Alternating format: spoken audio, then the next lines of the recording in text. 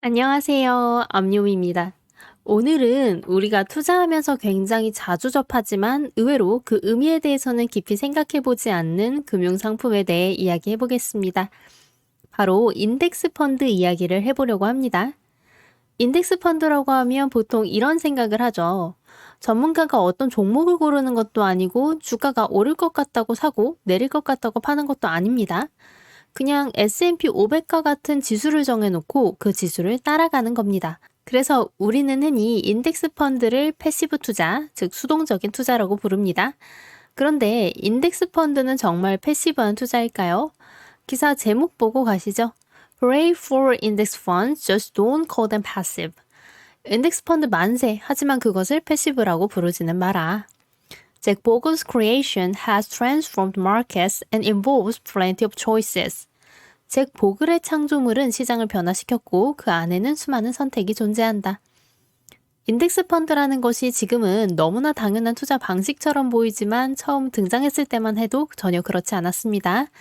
50년 전인 1976년 뱅가드는 최초의 개인 투자자용 인덱스 펀드인 뱅가드 퍼스트 인덱스 인베스트먼트 트러스트를 출시했습니다. 그리고 그 펀드를 만든 사람이 바로 뱅가드의 창립자 잭 보글입니다. 그런데 출발은 처참했습니다. 보글은 5천만 달러에서 1억 5천만 달러 정도를 모을 수 있을 것이라고 기대했습니다. 하지만 실제로 모인 돈은 1,100만 달러를 조금 넘는 수준에 불과했습니다.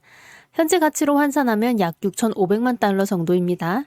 그래서 보글은 이 펀드를 스스로 완전한 실패라고 표현했습니다.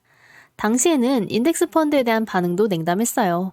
한 금융저널에서는 인덱스 펀드를 손쉬운 도피책이라고 부르면서 곧 사라질 유행에 불과하다고 평가했습니다.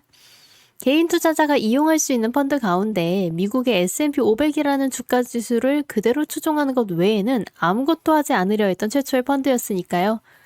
그런데 50년이 지난 지금은 상황이 완전히 달라졌습니다. 미국 투자 펀드가 운용하는 순자산 가운데 50% 이상이 지수를 추종하는 트래커 펀드에 들어가 있습니다. 특히 미국 국내 주식에 투자하는 펀드만 보면 그 비중은 64%까지 올라갑니다.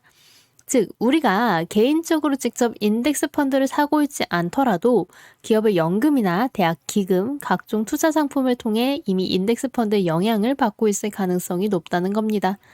그만큼 인덱스 펀드는 지난 50년 동안 금융시장에서 엄청난 존재가 됐습니다. 물론 당연히 이런 변화를 반기지 않는 사람들도 있습니다. 바로 전문적으로 종목을 골라 투자하는 펀드 매니저들이죠. 2016년에는 한 브로커가 인덱스 펀드를 두고 마르크스주의보다 더 나쁘다 라고 비난하기도 했습니다. 최근에는 영국의 유명 펀드 매니저 테리 스미스 역시 자신의 장기간 저조한 투자 성과를 소위 패시브 또는 인덱스 펀드가 지배하는 시장 탓으로 돌리기도 했죠. 하지만 기사는 재미있는 농담을 하나 합니다. 솔직히 말하자면 이 칼럼의 필자는 과거 스미스스의 펀드 중 하나를 보유하고 있었는데 이 격렬한 비난을 매도 신호로 받아들여 해당 펀드를 팔고 글로벌 주식 인덱스 펀드에 재투자했다. 기사는 잭 보글의 인덱스 펀드가 20세기의 가장 중요한 금융 혁신 가운데 하나라고 인정합니다. 그리고 대부분의 투자자 포트폴리오에 인덱스 펀드가 들어갈 만한 가치가 있다고 평가하기도 합니다. 하지만 딱 한 가지 사실을 지적하는데요. 바로 인덱스 펀드를 패시브라고 부르는 것입니다. 지난 50년 동안 인덱스 펀드는 시장 자체를 재편해왔으며 인덱스 펀드에 투자하는 과정에서 수많은 선택이 개입되기 때문에 절대 패시브라는 말은 적절하지 않다는 겁니다. 왜 그럴까요? 가장 먼저 해야 하는 선택부터 생각해 보겠습니다. 인덱스 펀드에 투자하려면 어떤 지수를 추종할지 결정해야 합니다. 예를 들어 유럽 주식에 투자한다고 해보겠습니다. 스톡스 유럽 50을 선택하면 유럽에서 가장 큰 기업 50곳에 투자하게 됩니다. 반면 MSCI 유럽을 선택하면 396개 기업에 투자하게 됩니다. 둘 다 인덱스 펀드지만 결과는 완전히 다르죠. 미국 주식시장도 마찬가지입니다. 나스닥 100을 추종하는 펀드에 투자하면 미국 주식시장 전체에 투자하는 것처럼 보일 수 있습니다. 하지만 나스닥 100은 기술주 중심의 지수입니다. 금융이나 부동산 같은 산업들은 아예 빠져 있습니다. 따라서 어떤 지수를 선택하느냐 자체가 이미 적극적인 투자 결정이라는 겁니다. 더 극단적으로 생각해 볼 수도 있습니다. 전 세계 1만 개가 넘는 기업을 담고 있는 FTSE 글로벌 얼캡 같은 지수를 선택했다고 해보겠습니다. 이 정도면 상당히 광범위한 분산 투자입니다. 하지만 전 세계 1만 개가 넘는 기업을 담고 있는 인덱스 펀드에 투자한다고 해서 정말로 패시브하다고 할 수 있을까요? 기사는 그렇지 않다고 말합니다. 정말 완벽하게 패시브하려면 주식만 사는 것으로는 부족하다는 겁니다. 진정한 시장 포트폴리오라면 사모대출이나 부동산, 미술품, 고급 와인처럼 투자 가능한 모든 자산을 포함해야 합니다. 물론 현실적으로는 불가능에 가깝죠. 그렇다면 우리가 흔히 사용하는 주식 60%, 채권 40%라는 포트폴리오는 어떨까요? 이건 역시 패시브하지 않습니다. 왜 하필 60대 40일까요? 주식 70%, 채권 30%는 안 될까요? 혹은 주식 50%, 채권 50%는 어떨까요? 결국 자산을 어떤 비율로 나눌지 결정하는 순간부터 이미 적극적인 투자 판단이 들어간다고 볼 수 있겠죠. 더 재미있는 부분은 인덱스 펀드 안에서도 실제로 많은 결정이 이루어진다는 것입니다. 뱅가드의 주식부문 책임자인 로드니 코메스기스는 인덱스 펀드 매니저들에게 투자자들이 생각하는 것보다 더 많은 재량권이 있다고 설명합니다. 실제로 최초의 퍼스트 인덱스 펀드는 S&P 500의 모든 종목을 살 만큼 규모가 크지 않았습니다. 그래서 500개 종목을 전부 사는 대신 약 300개 종목을 표본으로 골라 투자했고, 이런 방식은 여전히 지금도 사용됩니다. 또 펀드 매니저들은 세금을 줄이기 위해 거래 방식을 조정할 수도 있고, 혹은 스페이스 X와 같은 특정 기업이 지수에 새롭게 편입되면서 많은 인덱스 펀드가 동시에 해당 주식을 사야 하는 상황이라면 불리한 가격에 매수하는 것을 피하기 위해 거래할 수도 있죠. 심지어 일부 펀드는 자신들이 보유한 주식을 공매도 투자자에게 빌려주고 그 대가로 수수료를 받기도 합니다.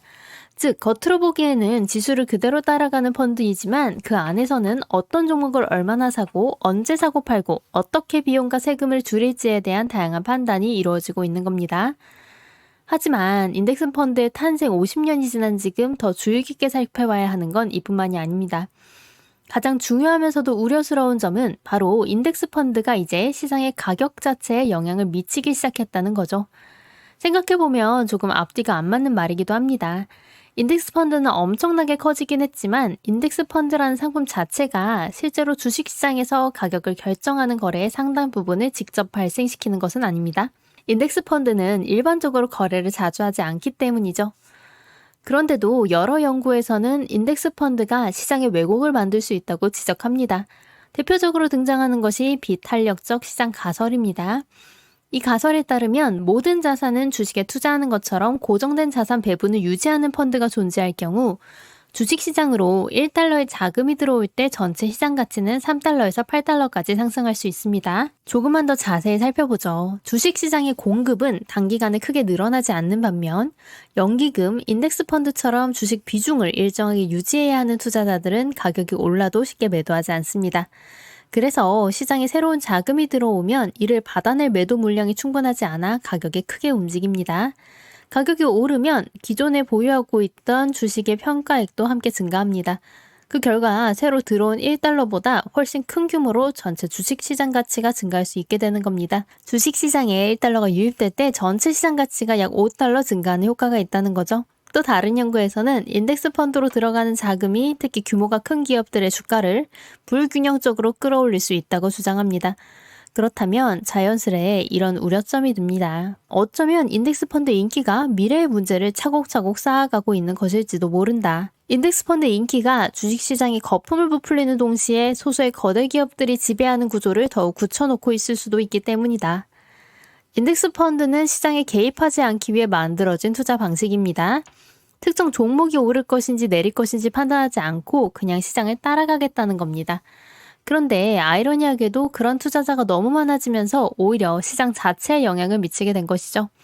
특히 거대한 기업들의 비중이 높을수록 많은 투자자들이 그대로 추종하게 된다면 자금이 계속해서 이들 기업으로 흘러가는 구조가 만들어질 수 있습니다. 결국 이렇게 되면 인덱스 펀드는 더 이상 단순히 시장을 따라가는 존재가 아니라 시장의 구조를 만들어내는 존재가 될 수 있습니다. 그렇다면 이런 문제가 있다면 인덱스 펀드에서 빠져나와야 할까요?